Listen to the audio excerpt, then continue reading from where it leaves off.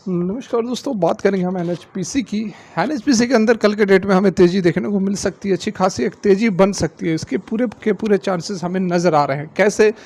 क्या वो खबरें हैं, क्या वो बातें, क्या वो लॉजिक है जिसके बेसिस पर हम ये बात कर रहे हैं? सारा कुछ विथ फैक्ट एंड प्रूफ समझने वाले हैं, क्योंकि यहाँ पर हम आपको कोई भी फर्जी खबर या फिर झूठी खबरें, जैसे कि बहुत सारे लोग हैं आपको बताते हैं कि अपर सर्किट लगेगी, कल अपर सर्किट लगेगी, लेकिन लगता है क्या 5% की गिरावट, 3% की गिरावट।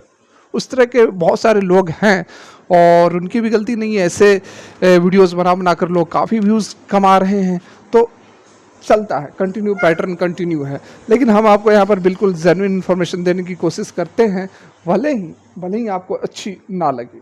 ठीक है, तो सबसे पहले यदि हम समझने की कोशिश करें कि क्या वह कारण है जिसके कारण कि एनएचपीसी के अंदर हमें एक तेज़ी देखने को मिल सकती है, तो सबसे पहले आप देख लो कि मार्केट जो है वह कहीं ना कहीं स्टेबलाइज होते हुए नज़र आया है। आज यदि आप बात करो पावर सेक्टर की, भी मैं पावर की जो इंडाइसेस है बीएससी की, उसको भी मैं आपको दिखा दूंगा। और यहाँ पर देखिए काफ़ी दिनों से गिरावट हो रही थी, लगातार गिरावट हो रही थी एनएचपीसी के अंदर। और आज जो कैंडल बनी है वह बिल्कुल यहाँ पर, ये जो कैंडल है वह एक रिवर्सल को दर्शाती है। ठीक है, इसको यदि हम टेक्निकल के टर्म में बात करें तो इसको डोजी कैंडल बोलते हैं। ठीक है, डोजी कैंडल जो कि अनसर्टिनिटी को बता रहा है। इससे पहले लगातार यहाँ पर रेड कैंडल्स बन रहे थे, ठीक है, लेकिन यहाँ पर एक डोजी कैंडल बनी है जो कि रिवर्सल को दर्शाता है। ओके, और सबसे बड़ी बात यहाँ पर यदि हम पावर सेक्टर की बात करें तो आप देख सकते हैं आज के डेट में पावर सेक्टर के अंदर 1% की तेज़ी थी। ये ग्रीन वाली कैंडल आप देख सकते हैं 6614 पर क्लोजिंग हुई है, 1% की तेज़ी आई है,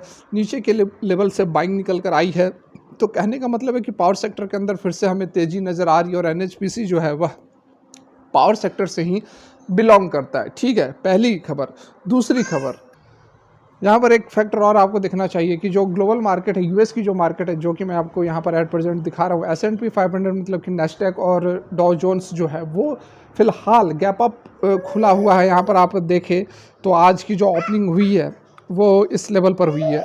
ये देखिए आप, इस लेवल पर ओपनिंग हुई है। ये जो है गैप अप है, यहाँ पर गैप अप हुआ है। हालांकि गैप अप होने के बाद थोड़ी सी यहाँ पर करेक्शन होती हुई नज़र आ रही है, लेकिन अच्छी खासी एक चांसेस बन रहे हैं कि एक बार ये जो मार्केट है, यूएस की जो मार्केट एक बार यदि स्टेबलाइज हो जाए। 4-5 फैक्टर्स थे जो कि मैंने आप लोगों को बताया था परसों के डेट में, जो गिरावट हुई थी उसके पीछे क्या कुछ कारण था, तो वो सारे फैक्टर जो सॉर्ट आउट होते हुए नज़र आ रहे हैं। तो डॉ जोन्स और नेस्डैक के अंदर यदि तेज़ी बनती है तो ओवरऑल आपको हर इंडाइसेस के अंदर, निफ्टी, बैंक निफ्टी और जितने भी वर्ल्ड के, विश्व के जितने भी इंडाइसेस हैं, सभी सेक्टर के अंदर तेज़ी आपको देखने को मिलेगी। और वहाँ जब तेज़ी बनेगी तो डेफिनेटली हमारा जो मार्केट गिर रहा है पिछले 2 सप्ताह से, उसके अंदर भी एक अच्छी खासी रिकवरी आपको देखने को मिलेगी। और इसमें एनएचपीसी भी पीछे नहीं रहेगा, क्योंकि एनएचपीसी जो है वह 88 पर आ चुका है और काफ़ी गिरावट हो चुकी है। एनएचपीसी जो है 88 पर सपोर्ट भी बना रहा है। अभी मैं आपको बता दूं कि अच्छा खासा सपोर्ट जो है 88 पर बना रहा है। तो चांसेस काफ़ी यहाँ पर बढ़ रहे हैं कि जो फिर से एक अच्छी खासी तेज़ी, अच्छी खासी रैली हमें एनएचपीसी के अंदर देखने को मिल सकती है।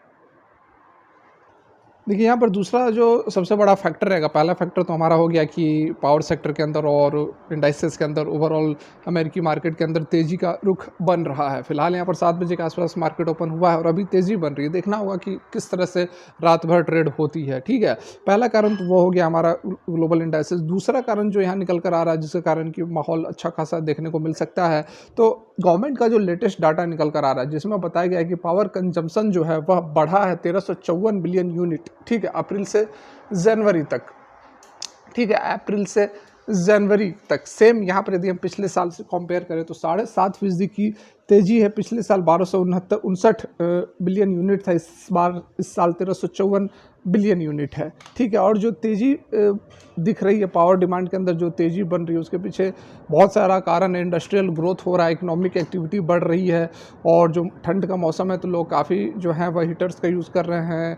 बहुत सारी चीज़ें हैं जो कि ठंड को दूर करने के लिए कर रहे हैं। और इल नीनो जो कि जिसके कारण की बरसात होती है वो भी देर से आ रहा है, तो लोग जो है वह जनरेटर का यूज़ कर रहे हैं इरिगेशन के लिए। मतलब जो खेती करते हैं, जो किसान हैं, वो पंप का यूज़ कर रहे हैं, उसमें भी इलेक्ट्रिसिटी की आवश्यकता होती है। ठीक है, तो उसको देखते हुए यहाँ पर देखिए क्या कुछ खबर जो अपडेट है जो कि काम की है, उसको इस डिमांड को बढ़ता हुआ देखने के लिए 243 गीगावाट तक डिमांड जो है वह पहुंच चुका है, एक्सीडिंग इनिशियल प्रोजेक्शन ऑफ 229। पहले जो प्रोजेक्शन था 229 गीगावाट तक का प्रोजेक्शन था, पावर मिनिस्टर ने, ये पावर मिनिस्ट्री की तरफ से ये बयान निकल कर आया था। लेकिन जो डाटा बढ़ा है, मतलब कि जो पावर रिक्वायरमेंट बढ़ा है सडन से, उसको फुलफिल करने के लिए इंडिया जो प्लान कर रही है दिसंबर तक 88 गीगावाट जो है वह नई थर्मल पावर कैपेसिटी को ऐड करेगी 2032 तक। ठीक है, in response to India unveils plan in December to add, दिसंबर में अनवील किया था 2032 तक 88 गीगावाट नई थर्मल पावर कैपेसिटी को ऐड करने वाली है। ठीक है, यहाँ पर कहने का मतलब है कि पावर डिमांड के अंदर बहुत ज़बरदस्त तेज़ी बन रही है और उसको पूरा करने के लिए थर्मल पावर तो है ही, लेकिन उसके साथ यहाँ पर आप देख सकते हैं कि NHPC, SJVN, power grid, NTPC, REC, ये सारे भी पीछे नहीं है। Renewable energy will play a key role. ठीक है, in recent year India has been making significant stride in transitions.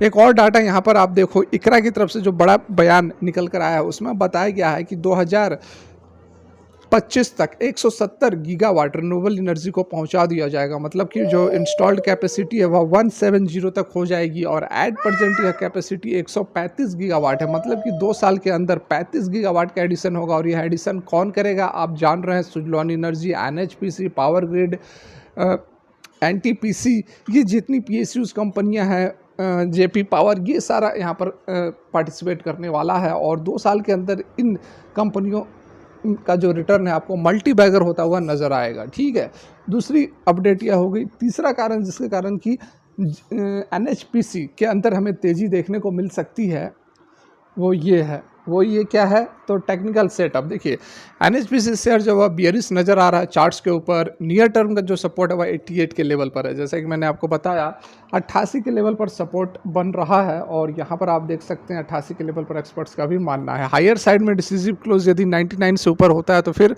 एक बड़ी रैली देखने को मिल सकती है। रामचंद्रन जो कि टिप्स टू ट्रेड से, उनका यहाँ पर कहना है कि NHPC जो है एक साइड वेज से बियरिश पैटर्न फॉलो कर रहा है डेली चार्ट्स के ऊपर और स्ट्रॉन्ग रेसिस्टेंस जो है 98 पर है। कोई भी क्लोज यदि 88 से नीचे होती है तो 77 तक स्टॉक जा सकता है। 88 से नीचे होती है तो अभी 88 पर क्लोजिंग है। फिनवेस्ट के फाउंडर रवि सिंह का कहना है कि अगला जो रेसिस्टेंस है वह 110 रुपये पर और मेजर सपोर्ट जो है वह 80 रुपये पर है। जिगर एस पटेल जो कि सीनियर मैनेजर हैं आनंद राठी शेयर्स से, उनका यहाँ पर कहना है कि सपोर्ट जो है वह 88 पर है, रेसिस्टेंस जो है वह 99 पर है। कोई भी क्लोज यदि 99 से एनी डिसिसिव क्लोज एबव 99 ऊपर होता है तो ट्रिगर हो सकता है टारगेट 105 तक। एक्सपेक्टेड ट्रेडिंग रेंज जो है वह 85 से 110 का रहने वाला है। 1 महीने के अंदर की बातें बताई जा रही हैं।